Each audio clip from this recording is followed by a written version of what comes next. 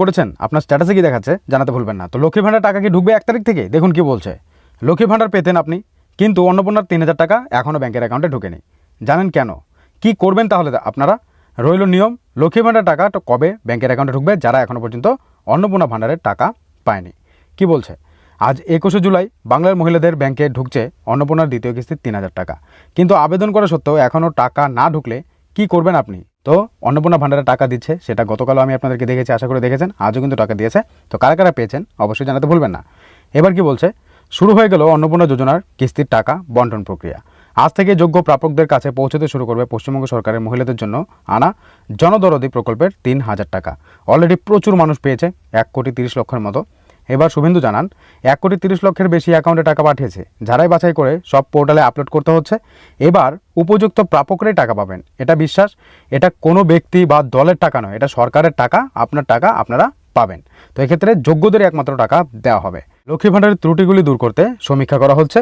বস্তুত মমতা বন্দ্যোপাধ্যায়ের সরকারের লক্ষ্মী ভাণ্ডার যোজনার অধীনে সাধারণ শ্রেণীর মহিলারা 1500 টাকা করে পেত, আর তফসিলি জাতি উপজাতিরা 1700 টাকা করে।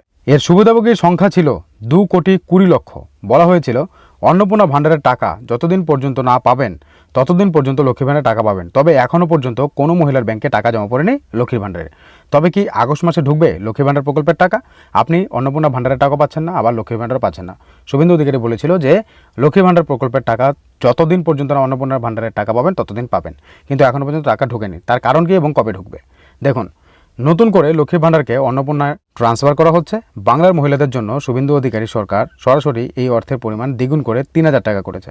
কিন্তু জালিয়াতি রোধে একটি বিস্তারিত 11 থেকে 12 পাতার আবেদনপত্র কঠোর নিয়মকানুন আরোপ করেছে নতুন সরকার। সেটাতে আপনাদেরকে আবেদন করতে হচ্ছে।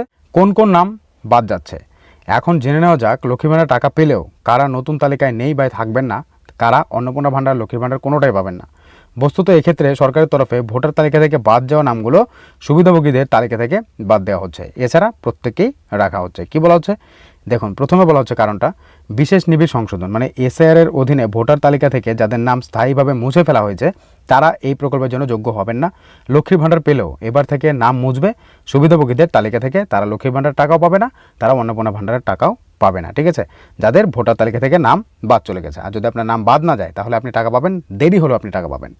যারা দেশের নাগরিক নন বা 3 জায়গায় অ্যাকাউন্ট আছে তাদের নাম বাদ যাবে তালিকা থেকে। এই বিষয়ে মুখ্যমন্ত্রীর সাফ বার্তা, সরকারের টাকা কোনোভাবেই অভারতীয় পেতে পারে না। আমরা যারাই বাছাই করছি, তো সেক্ষেত্রে যারা অভারতীয় তারা কেন পাবে?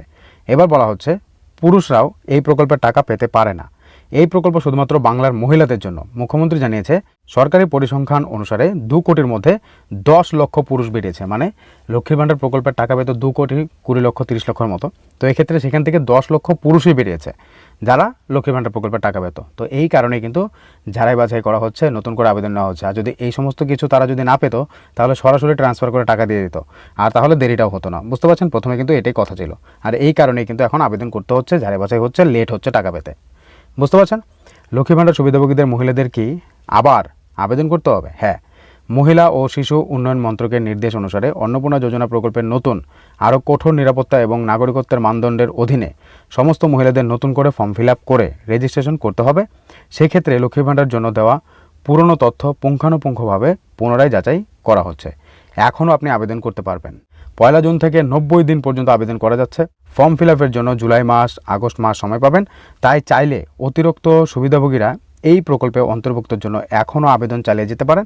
তাই টাকা না ঢুকে থাকলে আবার নতুন করে আবেদন করুন। ভুল ভ্রান্তি এড়িয়ে আবেদন করলে তা সমীক্ষায় গ্রাহ্য হওয়ার সম্ভাবনা বেশি এবং আপনি টাকা পাবেন। আগস্ট মাস পর্যন্ত আপনাদের জন্য সময় রয়েছে, আপনি আবেদন করে দিন। এবার প্রশ্নটা হচ্ছে যে অন্নপূর্ণা ভাণ্ডারের টাকা যেহেতু ঢুকছে না, শুভেন্দু অধিকারী বলেছিল মুখ্যমন্ত্রী যে অন্নপূর্ণা ভাণ্ডারের টাকা যতদিন পর্যন্ত না ঢুকবে ততদিন পর্যন্ত লক্ষ্মী ভাণ্ডার টাকা ঢুকবে, কিন্তু লক্ষ্মী ভাণ্ডার প্রকল্পের টাকাও কেন ঢুকছে না? দেখুন কবে ঢুকবে।